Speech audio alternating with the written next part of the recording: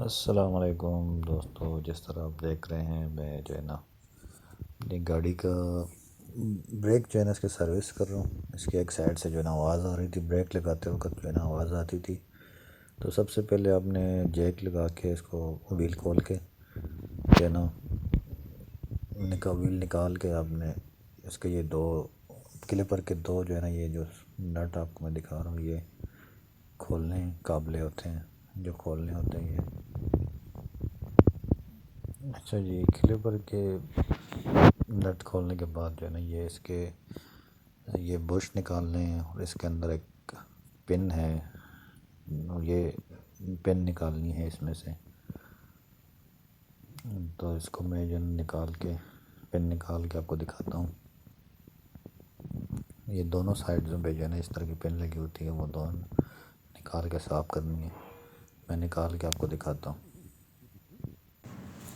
اچھا جی یہ پن میں نکال لی اس میں سے، یہاں پہ لگی ہوتی ہے پن، وہ قابلہ اس کے اندر لگا ہوتا ہے، اندر ٹائٹ ہوا ہوتا ہے۔ یہ میں نے نکال لی یہاں سے اور بہت اس کو زنگ سا لگا ہوا ہے، اس کو ابھی صاف کرتے ہیں۔ یہ میرے پاس ایک سپرے پڑا ہوا ہے WD-40 کا، اس کے ساتھ میں اس کو صاف کر رہا ہوں۔ اس کو صاف کرنے کے بعد آپ کو دکھاتا ہوں یہ صاف ہو گیا۔ دیکھو اب جس طرح آپ کو نظر آ رہے ہیں یہ زنگ اس کا لگا ہوا ہے، اس وجہ سے یہ ہارڈ ہوا ہے، وہ اندر موو نہیں ہو سکتا، جس کی وجہ سے جو ہے نا بریک کی آواز آ رہی ہے۔ بریک لگاتے ہیں تو وہ پھر دب جاتی ہے، واپس بریک نہیں آتی، تو وہ اس وجہ سے جو ہے نا اس کی آواز آ رہی تھی۔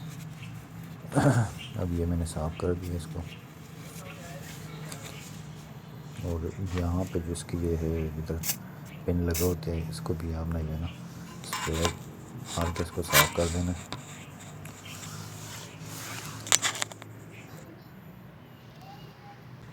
صاف کرنے کے بعد جو ہے نا اس میں گریس لگا دینی ہے، پن کو بھی گریس لگانا ہے اور اس ہول میں بھی جو ہے نا گریس لگانا ہے۔ اور اس کے یہ ربر کے بش لگے ہوئے ہیں، ان کو بھی اسپرے کے ساتھ جو ہے نا صاف کرنا ہے، یہ بھی نرم ہو جائیں گے اور ایزیلی فٹ ہو جائیں گے۔ جس جگہ سے کھولنے ہوتے ہیں اسی طرح اس جگہ میں جو ہے نا فٹ کرنے ہوتے ہیں کہ اندر اس پن کی والی جگہ میں جو ہے نا وہ ڈسٹ وغیرہ نہ جائے، اسی لیے جو ہے نا دونوں سائڈوں پہ یہ ربر کے جو ہے نا بش لگے ہوتے ہیں۔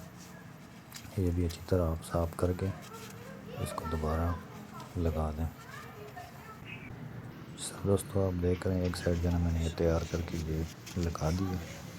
اب یہ اس کی یہ دوسری سائڈ ہے، یہ بھی اسی طرح جو ہے نا کھول کے پن کھول کے اس کو صاف سوف کر کے گریس لگا کے اس کو واپس فٹ کر دینی ہے۔ اس کے بعد یہ جو اس کے بعد جو ہے نا یہ بریک شو جو ہے نا یہ آپ نے سوری بریک پیڈ جو ہے نا آپ نے یہ نکال کے کی رگمال کی مدد سے جو ہے نا اس کو صاف کر دینا ہے۔ یہ آپ جس طرح دیکھ رہے ہیں اس کو ایک سائڈ سے زنگ لگا ہوا ہے، اس کو آپ نے رگمال کے ساتھ رگڑ کے صاف کر دینا ہے۔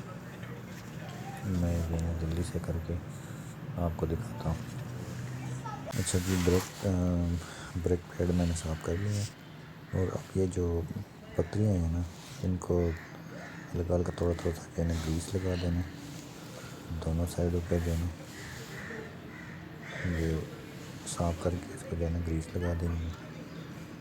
گریس لگانے کے بعد جو ہے نا اس میں یہ بریک پیڈ جو ہے نا اس میں آپ فکس کر دیں، دونوں سائڈ پہ جو ہے نا اچھی طرح اس کو بٹھا دیں اس میں۔